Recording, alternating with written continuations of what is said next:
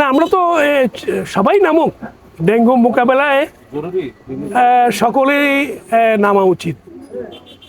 এবং আমরা মনে করি যে ডেঙ্গু প্রতিরোধে জনগণকে সবার আগে সচেতন থাকতে হবে। প্রত্যেকের বাড়ি আঙিনা পরিষ্কার করতে হবে, ঝোপঝাড়। এবং ডেঙ্গু যে সমস্ত জায়গায় ডেঙ্গু ডিম পাড়ছে সেসব জায়গা ভেঙে দিতে হবে। এবং আমরা মনে করি যে এই কাজে আমরা ডাক্তারদের নিয়ে মিটিং করেছি, চিকিৎসা সেবা কী হবে। খুলনা সিটি কর্পোরেশন গত 2.5-3 মাস ধরেই কাজ করছে। আমরা মনে করি যে এখানে অন্য কেউ যুক্ত হতে চাইলে তো অসুবিধা নেই, তারা যুক্ত হবেন, তারাও কাজ করবেন। তবে এটা আমাদের জন্য একটা বড় চ্যালেঞ্জ।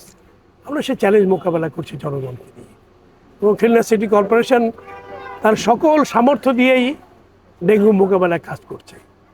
এবং আমরা ফগিং করছি। আমাদের সবচেয়ে বড় গুরুত্বপূর্ণ বিষয় হচ্ছে আমাদের সকল শক্তি মাঠে আমরা ক্রাশ প্রোগ্রাম করছি। এবং আমরা জোন ভাগ করে ক্রাশ প্রোগ্রাম করছি, যাতে করে দ্রুত এই সমস্যার অবসান ঘটে।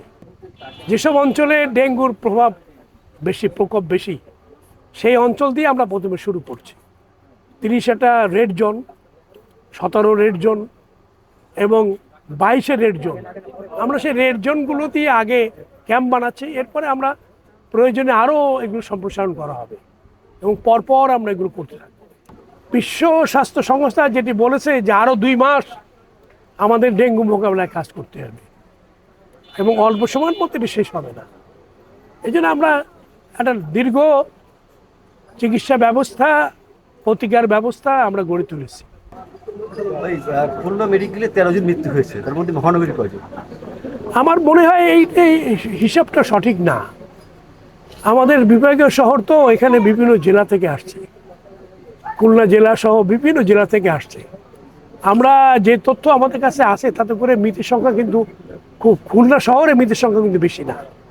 বাইরে থেকে এসেই তারা এখানে মারা যাচ্ছে চিকিৎসা নিতে যেয়ে। এই জন্য আমরা মনে করি যে এটি আরও পরিসংখ্যানটা সঠিক হওয়া উচিত, যে কোথা থেকে তারা আসছে, কোথায় যাচ্ছে।